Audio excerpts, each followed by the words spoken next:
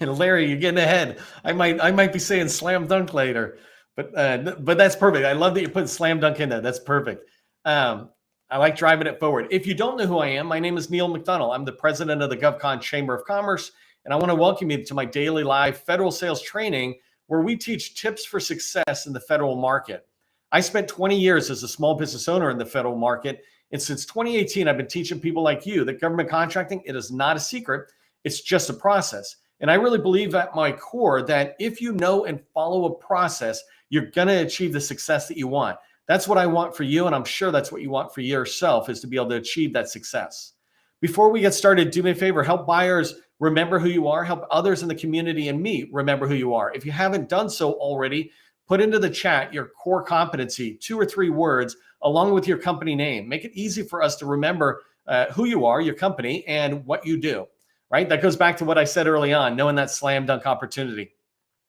Also, engage in the community, right? If you haven't done so already, reach out to people. You should be connecting with 1 new person a day at the very least. Say, hey, I saw you in Neil's training. I'd love to just have a 15-minute intro call. Don't even bother having calls that are longer than 15 minutes, because if you schedule it for 30 or 60, you will talk for that long. But a 15-minute intro call is perfect. And then you can say, hey, let's have a follow-up call and let's have another call, right? So just go ahead and drive forward on quick little meetings and make a point of engaging others in the community. That's a huge advantage of this training, is that you have this networking opportunity in the chat.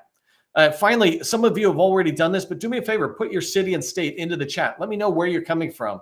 Since the GovCon Chamber of Commerce started, we've supported members from Guam to the U.S. Virgin Islands and every state in between. And I'd just like to know where you're coming from.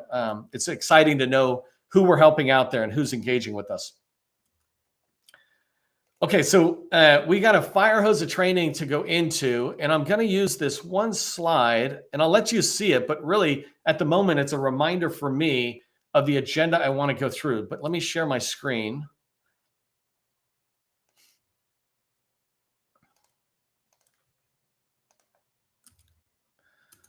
Okay, so I'm going to be using this slide as I go through, and let me pull up this guy. So occasionally I'm going to be going through, but what I'm going to cover today is the getting results, analyzing the results, and then pursuing the opportunities. And so I'm going to move forward from very basic tips all the way to advanced tips. So stick with me, and the skills that I'll be talking to you about get farther and more advanced.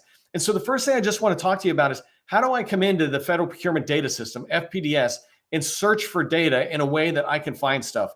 I have a couple of customers who have just graduated out of our workshop, and as a little thank you, we're going to send them some of this data I'm going to show you, but we want to send them a handful of good opportunities that they can start pursuing that maybe they hadn't looked at before. And so I'm going to use their core competencies as an example. So when I come into FPDS, this is the landing page. You've got this easy search Google type bar, and I just type in a keyword.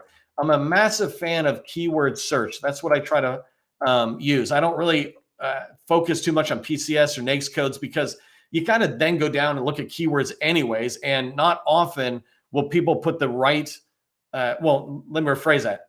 More often than not, people will put the wrong code in there, or a code that doesn't make sense to you, but it makes sense to them. But keywords generally can't be misinterpreted. So putting in SharePoint as an example.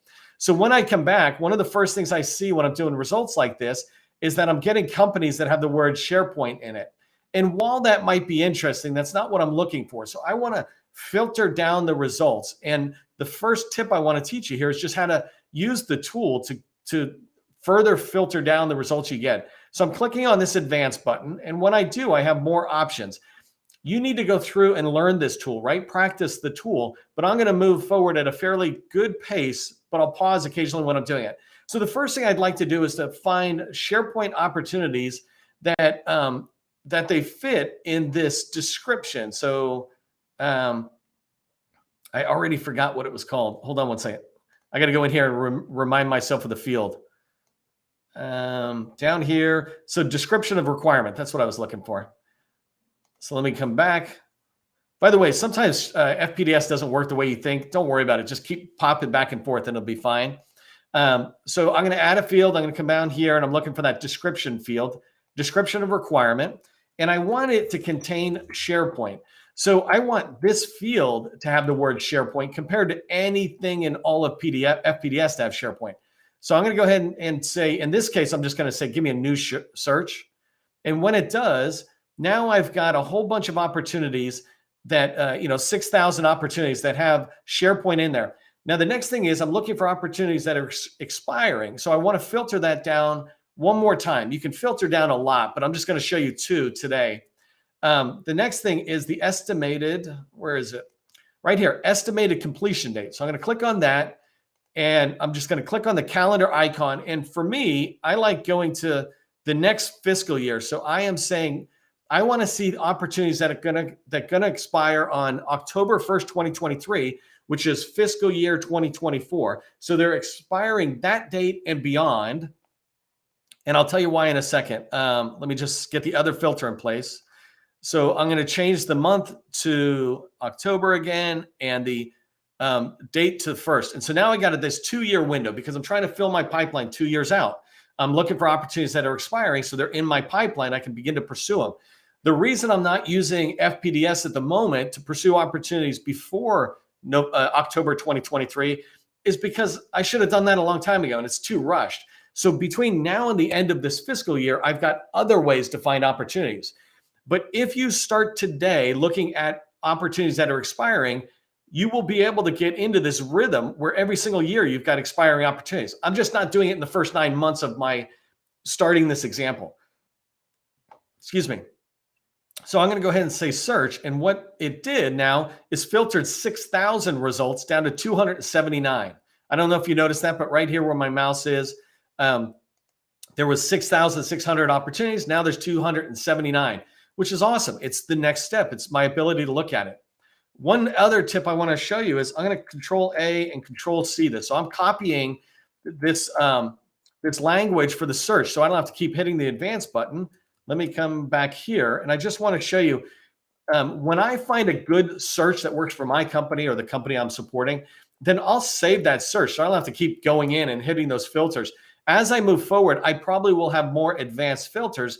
And so you might consider saving saving some of your searches in this language. So then you just copy the language and put it in whenever you come back to FPDS, and you can do things like just change the dates in here and then cut and paste. So that's just a quick little tip there. Okay, so I found the results. Let me just pause and come back here. I filtered all those results that are in FPDS down to 6,000, then I filtered it down to 279.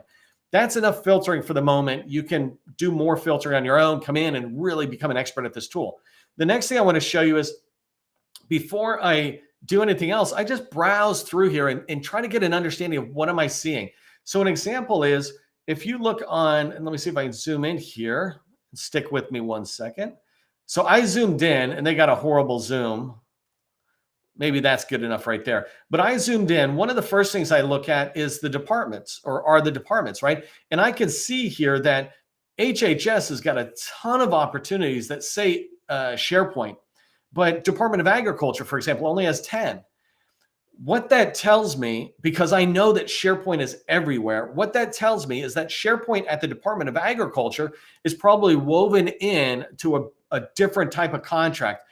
If you don't know this, and let me see if I can open it. Nah, it didn't let me do that. If you don't know this, if you come in and look at an opportunity inside of FPDS, down here in the description field, description of requirements, see that says SharePoint support services? That's exactly what I want, right? But that's a teeny, that's like 3 words. I mean, it literally is 3 words.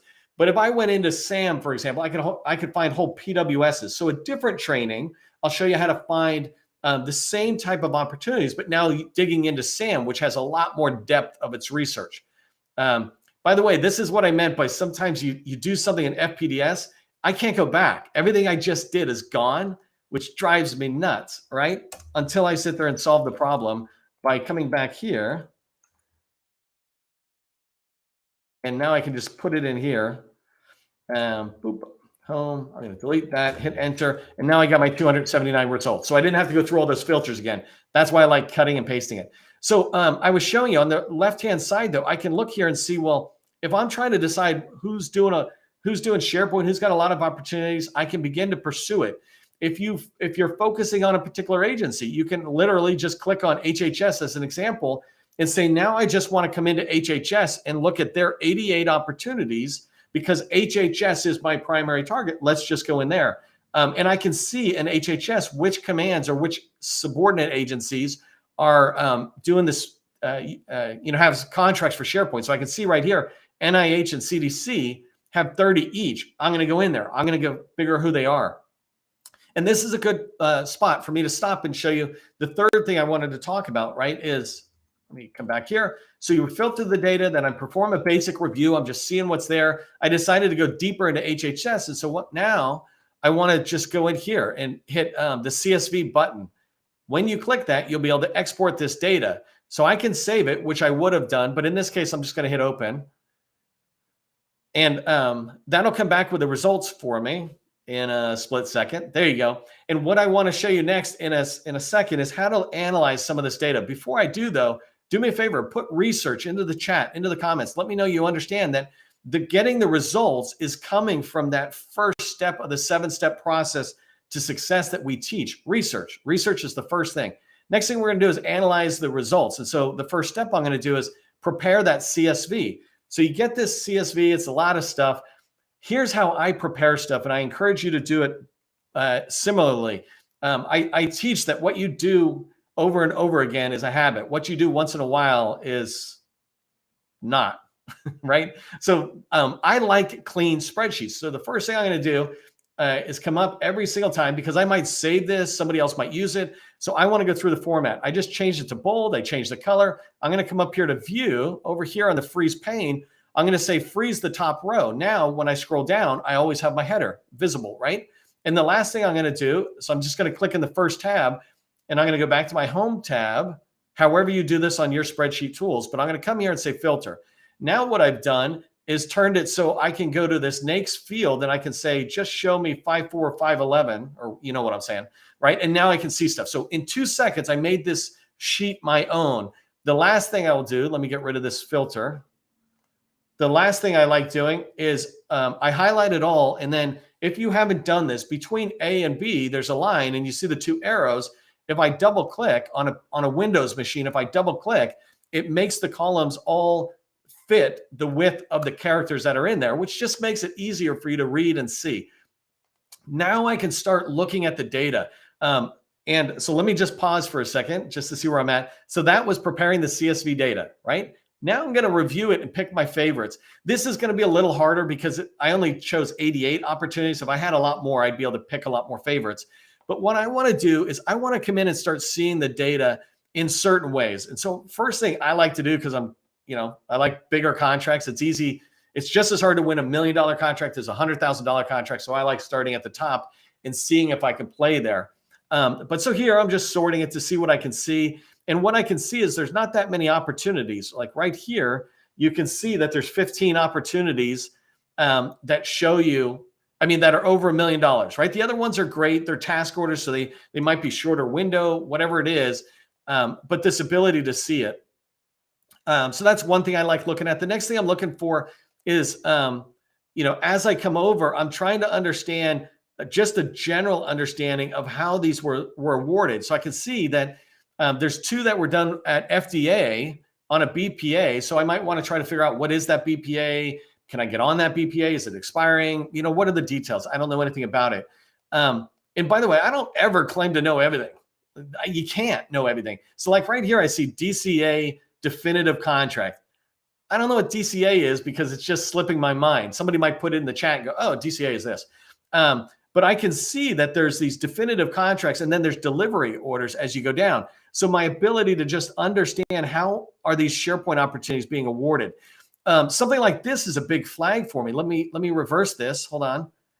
So if I say smallest to largest, this thing is really cool to me because this is money going back in, right? I don't know the details, but when I see red, especially as it relates to a SharePoint opportunity, I might go dig a little further to find out why, right? And so this is me analyzing the data. One other thing, as I come over, I talked about, you can look at the different agencies that were here. Most of them were CDC and CMS.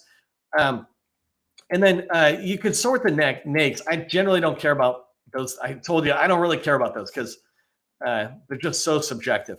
But the last thing I'm really looking for is if I sort the legal business name or the ultimate whatever, I'm looking here to try to figure out who's winning, and can I build a relationship with them if I'm a business trying to be a subcontractor, or as you'll see in a minute, I'll talk about going after stuff. But this is interesting. This I can tell right away. This company, and then this company.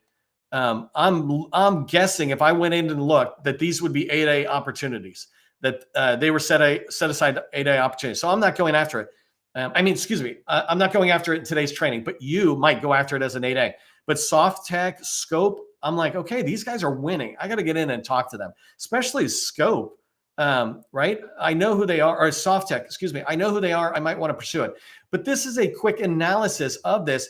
And so what I'm doing is I'm saying, well, you know what? Let's say these are my favorite, or more importantly, if I come back and do what I said early on, let me just scroll over, and I start at the largest to smallest, I might say these are my favorite. Well, now my next tip, so right here, I picked the favorites. Now I'm going to go back into FPDS because I want to show you how to find some of this information. How do you find the contracting, funding, and program office? By the way, if you don't know the difference, the program office is the person who will use SharePoint, right? One way or another. The funding office, which may or may not be the program office, is the people providing the money for this requirement. And then the contracting office is the office that's just doing the RFP, basically, right? And so whenever I do capture, I always tell capture managers, you must tell me who's the what is the contract office, what is the funding office, and what is the program office. I'm okay if they're all three the same. You just need to know them, because if you don't know them, then how will you be able to find people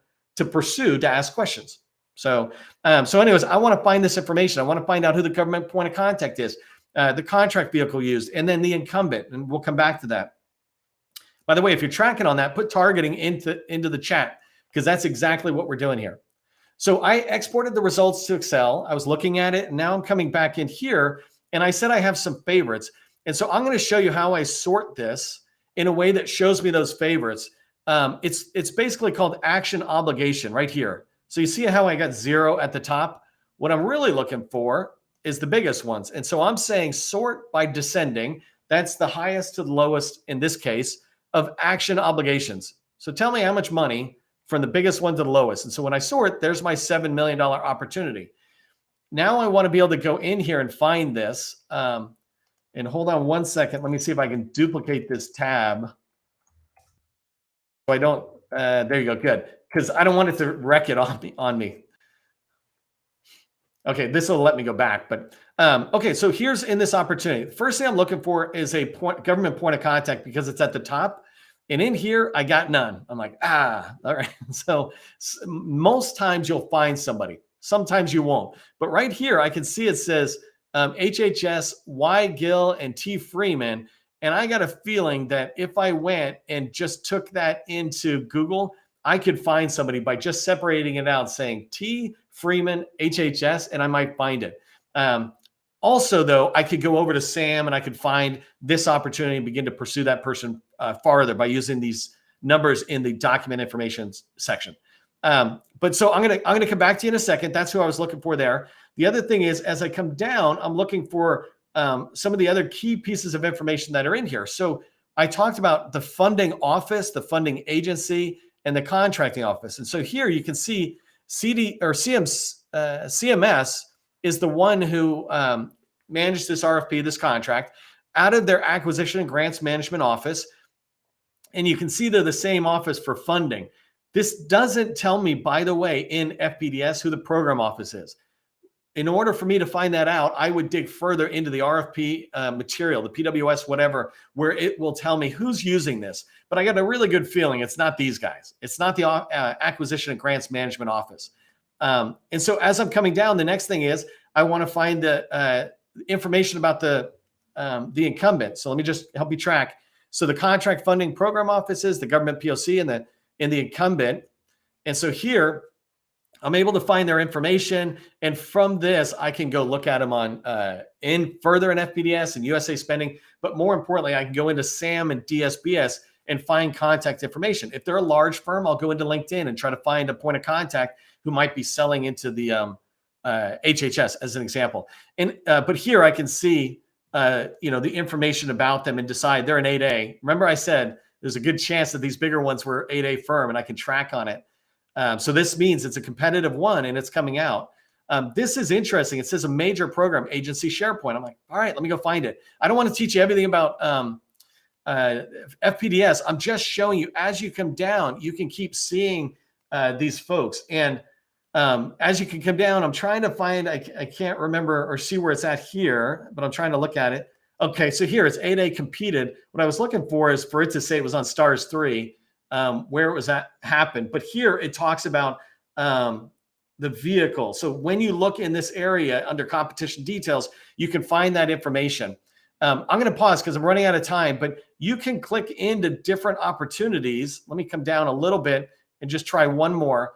If I click into this opportunity, now it's still the same stuff, but generally I wanted to talk about the government point of contact. Generally, you can find them up there. So let me go ahead and pause, and I'm going to come back here. And I want to talk to you about how to pursue the opportunities really quick. And from this perspective, I just want to tell you what I do in the last few minutes to pursue opportunities, right? So I just gathered the information about an opportunity that I like. And I look at it and I go, oh, that 8A firm, I think it's Scope, but I can't remember. That 8A firm is the one who went after it and won it last year. And so I'm going to go find that government point of contact, and I'm going to reach out to them. I'm going to reach out, and I'm going to start learning information. The first thing I'm going to learn is, are you still there? The second thing I'm going to learn is this going to be recompeted? Because I'm finding it from an expired contract. I want to find out is it being recompeted? If it is, are you the contracting officer? Somebody else? Who's tracking on it? And you're just trying to find information. If I know that it's CMS, I'm going to go find a small business specialist. I'm going to reach out and say, hey, there's a contract that expires in October. I'm not really finding any information out on the internet. You need to make sure you do your research first. But can you help me find out who's the contracting officer or contracting specialist, and whether it's being recompeted, which I'm pretty sure it is because it's SharePoint support. So those are the things you want to do when you're talking to a buyer. The next thing you want to do as it relates to an opportunity you find that it is going to expire is you want to research that incumbent, like Scope, right? I'm just using a random company there, but you want to research them, begin to learn about where are they making their money. What type of services? Are they all SharePoint, or is this a one-off contract? So research them a little bit in USA Spending and FPDS and on their website and LinkedIn, et cetera, and then reach out and talk to them. If it's a small enough company, you're talking to the owner. Otherwise, you might be reaching out to a civilian agency business developer, somebody like that, right? You can reach out to them and say, hey, I'm interested in this. Are you guys recompeting? Is there room for me to get on your team? Whatever it is, you start having conversations. There's a whole training around capture, right? But reach out to the incumbent early and begin to find out. And then the third thing you want to do is to, and this is just the first 3 suggestions I have, is go onto LinkedIn and go into the internet and see if you can find that incumbent's staff. Go find out what they're doing. Maybe they're sharing information out and talking about what they do, or maybe they gave a thumbs up to somebody who's inside the agency who posted something about an award. Whatever it is, this is called incumbent capture, right? Capture management is not about waiting for an RFP to drop and then telling the proposal folks what's in GovWin. Capture management is a verb. It's work. It's activity. And some of that work is reaching out to the government buyer. It's reaching out to the incumbent and understanding and researching them. And it's trying to do incumbent capture, or recruiting their staff. And you want to start that early, right? Early and often. So, okay. So if that makes sense, again, put capture into the chat. As a recap, we covered today in the training how to use FPDS to find what I call unqualified opportunities. They look good, but I haven't qualified them yet. Now, how to analyze. The second thing was how to analyze those opportunities to find ones that are worth pursuing. In my pipeline, they're still unqualified, but they look good. And so I want to do some initial outreach, which is the third thing we talked about, initial steps to qualify and then pursue opportunities. This is you putting stuff into the pipeline. This is sales, right? This is business development and capture, but it's all encompassing under sales. So my tip for you, what I want you to do from this training is tomorrow, today, schedule an hour for tomorrow for you to go into FPDS and practice what I taught you today. Go see if you can find some slam dunk opportunities that you wish you could have won 4 years ago that are going to be recompeted 1 year from now. Now you don't have to wait for somebody else to tell you about opportunities. You can go find the ones you wish you won that are about to be recompeted. Hey, I'm releasing a new version of my business development fundamentals course, and that's coming out in the next week or two. If you're interested in learning more and you want to be notified about it, go to neilmcdonald.com and just put your name in there so I can let you know when it comes out. And then remember, government contracting, it is not a secret. It's just a process. Part of the process is skills like the ones we learned today.